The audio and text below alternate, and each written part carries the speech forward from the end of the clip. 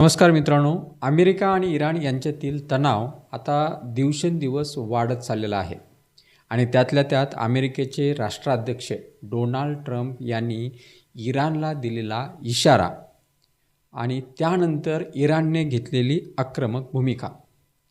आता या सर्व परिस्थितीमुळं पुन्हा एकदा मध्य पूर्वेमध्ये चिंतेचं वातावरण निर्माण झालेलं आहे. आता इराणच्या खतम अल अंबिया केंद्रीय मुख्यालयाचे जे प्रवक्ते आहेत ब्रिगेडियर जनरल इब्राहिम यांनी सरकारी माध्यमाशी बोलताना स्पष्ट शब्दात एक इशारा दिलेला आहे, एक त्यांनी भूमिका घेतलेली आहे.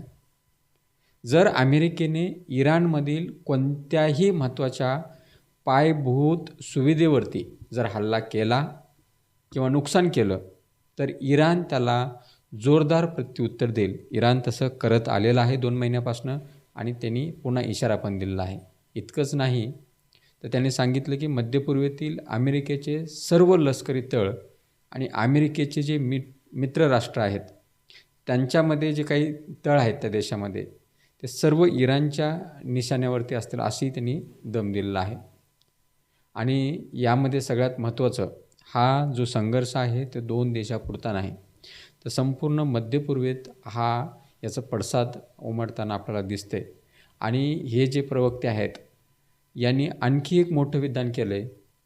त्यांनी असं सांगितलं आहे की अमेरिकेने जर आपल्या धमक्याची अंमलबजावणी केली, जे अमेरिका इशारे देते किंवा धमक्या देते त्याची अंमलबजावणी केली तर इराणी सैन्य त्याला अशा पद्धतीनं उत्तर देईल की मध्य पूर्वेतील अमेरिकेचा जो प्रभाव आहे त्याचा मागसुमही उरणार नाही. एवढ्या मोठ्या ह्यानी आम्ही काय करू, हल्ला करू. याचबरोबर इराणची जी हर्मुज समुद्रधुनी आहे आता त्याबद्दलही डोनाल्ड ट्रम्प यांनी इशारा दिलेला होता. त्याबद्दलही ते बोलताना म्हणाले की जर समुद्रधुनी ही एक महत्त्वाची मानली जाते, इथून जगामधला जो काही तेलाचा पुरवठा आहे 25% होतो आहे, इथं जर काही त्यांनी बाधा आणण्याचा प्रयत्न केला तर आम्ही त्याला त्याच कडक शब्दामध्ये किंवा कडक प्रत्युत्तर देऊ किंवा त्याच पद्धतीने त्याला प्रत्युत्तर दिलं जाईल असं त्यांचं एकंदरीत म्हणणं आहे.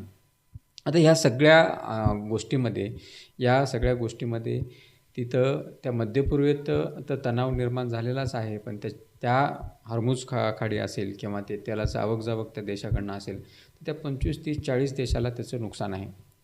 आता यामध्ये सर्वात महत्त्वाची गोष्ट आहे, आता ज्या 2 वेळा जो हल्ला झाला, ज्या पद्धतीनं हल्ला केला, अमेरिकेने हल्ला केला त्याला प्रत्युत्तर म्हणून इराणी हल्ला करते.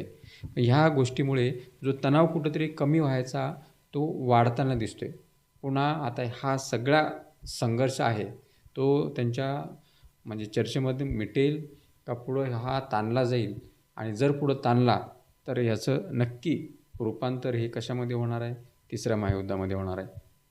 कारण एवढ्या लांब चाललेलं हे युद्ध मला वाटतं पहिल्यांदाच हे एवढ्या लांब पद्धतीनं चाललेलं आहे. आणि इराणसारखा छोटा देश अमेरिकेसारख्या बलाढ्य देशाला पहिल्यांदाच खेटतोय म्हणायला हरकत नाही. म्हणजे माघार घ्यायला कोणत्याही परिस्थितीमध्ये तयार नाही. म्हणजे इराणच्या तत्त्वावरती ठाम आहे आता तरी.